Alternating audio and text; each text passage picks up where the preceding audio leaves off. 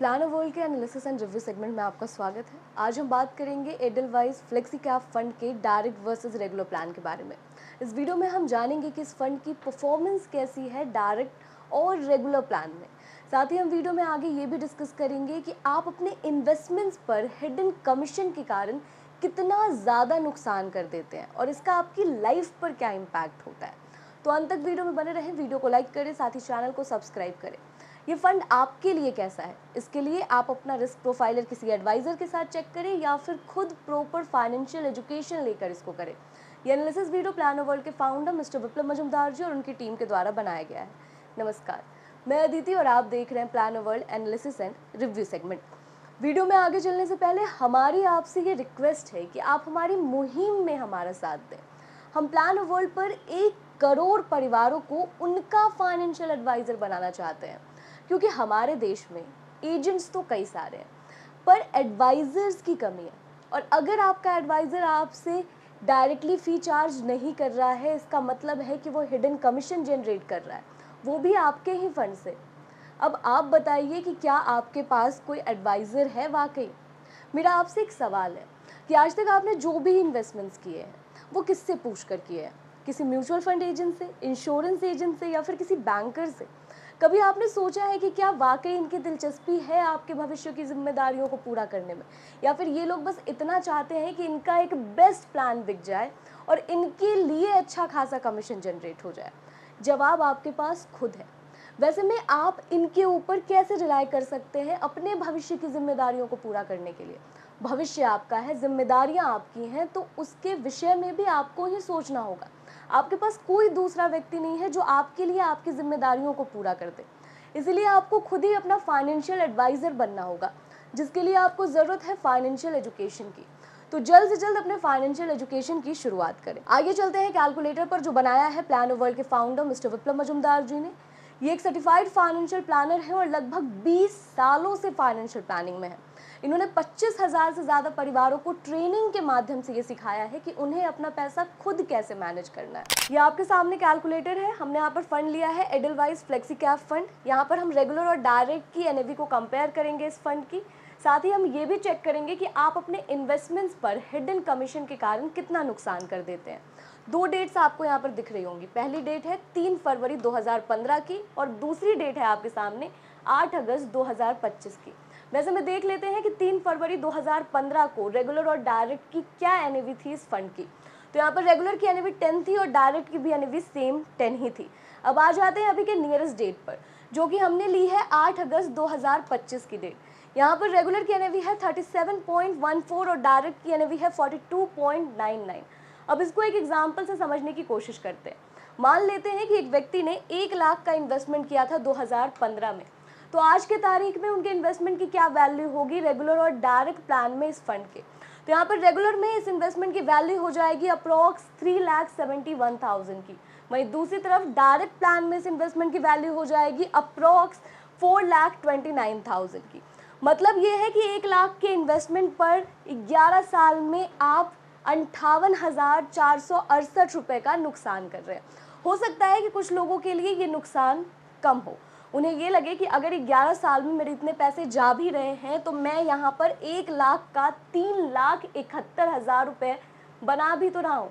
लेकिन यहाँ पर समझने वाली बात यह है कि 1 लाख का इन्वेस्टमेंट आपने बस किया नहीं होगा।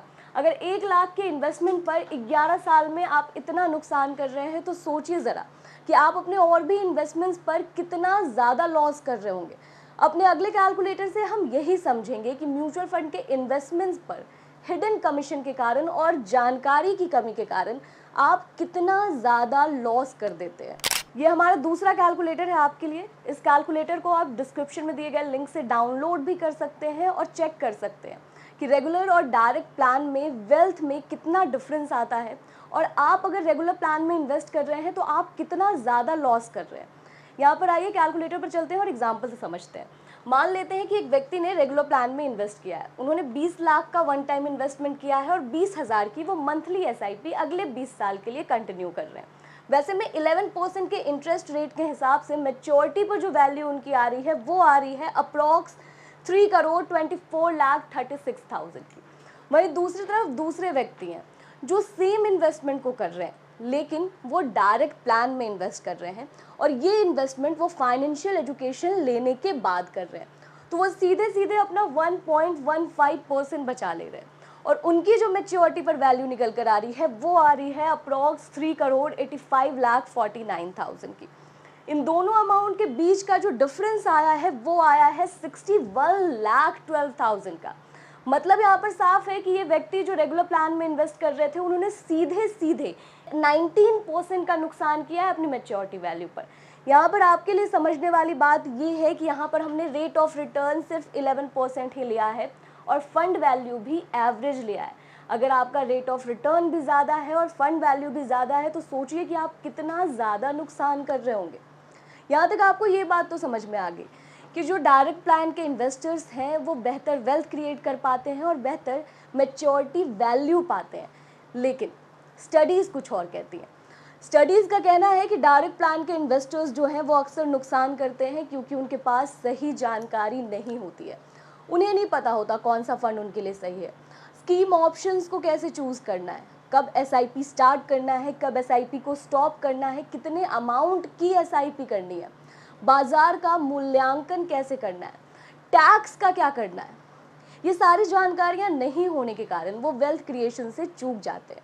वैसे में मनी आईक्यू क्लास के साथ सही ट्रेनिंग लेकर आप आसान भाषा में बिना किसी फॉर्मूले के ये सीख सकते हैं कि आपको अपने पैसों को कैसे मैनेज करना है और कैसे रियल वेल्थ क्रिएट करना है।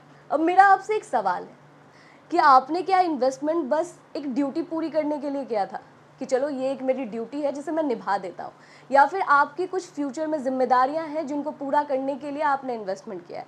ज़रूरी आपका जवाब ये होगा कि हाँ, मैं एक एक पैसा जोड़ जोड़ कर इन्वेस्टमेंट कर रहा हूँ तो इसीलिए कर रहा होगा ना कि मुझे अपनी जिम्मेदारियाँ पूरी करनी है। तो वैसे में हम अपने अगले कैलकुलेटर से यही समझने वाले हैं कि जिस तरह से आप इन्वेस्टमेंट कर रहे हैं या फिर जिस तरह से आपने अपने फ्यूचर की प्लानिंग कर रखी है, क्या उससे आपके भविष्य की जिम्मेदारियाँ पूरी होने वाली हैं। यहाँ पर हमारी टीम ने आपके लिए कुछ एग्जाम्पल्स रेडी किए हैं जो कि आपकी लाइफ की रिस्पॉन्सिबिलिटीज़ हैं। इनको पूरा करने के लिए आपने ज़रूर ही एक पर्टिकुलर अमाउंट की प्लानिंग की होगी कि आने वाले समय में मुझे इतने पैसों की ज़रूरत होने वाली है, लेकिन ये असल ज़रूरत कितने की होने वाली है हम यहाँ पर वही चेक करेंगे। ये कैलकुलेटर आपको मनी आईक्यू क्लास में भी मिलता है। आप यहाँ पर अपनी और भी रिस्पॉन्सिबिलिटीज़ और गोल्स को फिल कर सकते हैं। साथ ही आपने जिस हिसाब से प्लानिंग की है, जितने अमाउंट की प्लानिंग की है, वो यहाँ पर फिल करके चेक कर सकते हैं कि आने वाले समय में आपको कितने पैसों की असल ज़रूरत होने वाली है। अब देख लेते हैं कि अगर आपने अपनी बेटी के प्रोफेशनल एजुकेशन के लिए 15 लाख की प्लानिंग की है तो आने वाले 5 साल बाद ये ज़रूरत होने वाली है आपकी 24,15,000 की। वही अपनी बेटी के एमबीए के लिए किसी साधारण से एमबीए कॉलेज में अगर आपने प्लान किया है कि 15 लाख में आपकी बेटी का एमबीए आराम से हो जाएगा उस कॉलेज में, तो आने वाले 10 साल बाद उसी साधारण से एमबीए कॉलेज का खर्च बैठने वाला है आपके लिए 38,90,000 का। अब आ जाते हैं आपके बेटे के प्रोफेशनल एजुकेशन पे। तो अगर आपने यहाँ भी 15 लाख की प्लानिंग की है तो आने वाले 12 साल बाद ये ज़रूरत होने वाली है आपकी 47,07,000 की। क्योंकि एजुकेशन पर किस हिसाब से महंगाई बढ़ती जा रही है ये हम सब जानते हैं। यहाँ पर हमने इन्फ्लेशन रेट जो है वो 10% का ही लिया है, महंगाई इससे ज़्यादा भी बढ़ रही है। अब आ जाते हैं आपके बच्चों की शादी के ऊपर।